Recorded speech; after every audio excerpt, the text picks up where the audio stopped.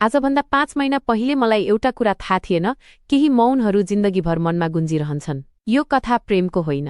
तर यदि प्रेम होइन भने मन यति बेचैन किन भयो? आजभन्दा करिब 5 महिना अघि विकास र मेरो बीच केही भयो।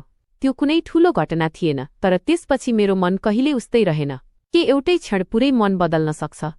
मलाई लाग्थ्यो सक्दैन। तर म गलत थिएँ। कहिलेकाहीँ सबैभन्दा गहिरो चाहना छुवाईबाट होइन, मौनबाट सुरु हुन्छ र मौनले जति धेरै लुकाउँछ उति नै धेरै जलाउँछ। जब दुईजनाको मन नजिक हुन्छ तर समाजबीचमा उभिन्छ, त्यो अनुभूति प्रेम हो कि गल्ती? नाम दिनु र यदि सही कुरा नै गलत समयमै आयो भने के गर्नुपर्छ? यो कथा कुनै सम्बन्धको होइन।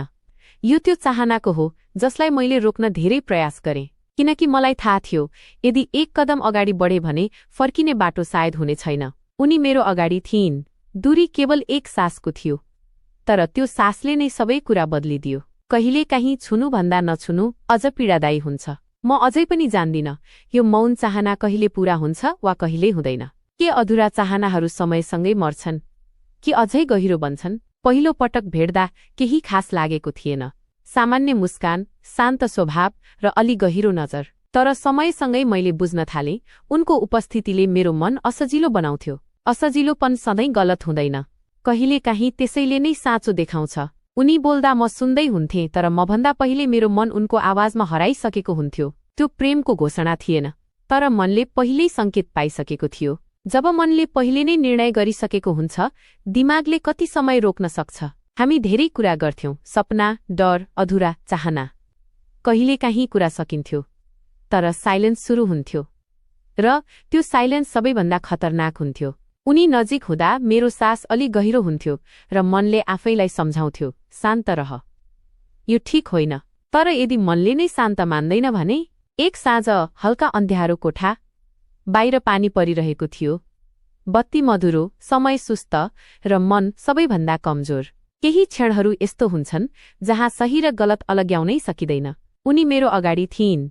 हामी बीच धेरै कुरा बाँकी थियो, तर शब्दहरू आउन मानेनन्। उनको हात अलि नजिक थियो, तर नछुने दूरीमै। त्यो दूरी किन यति भारी थियो?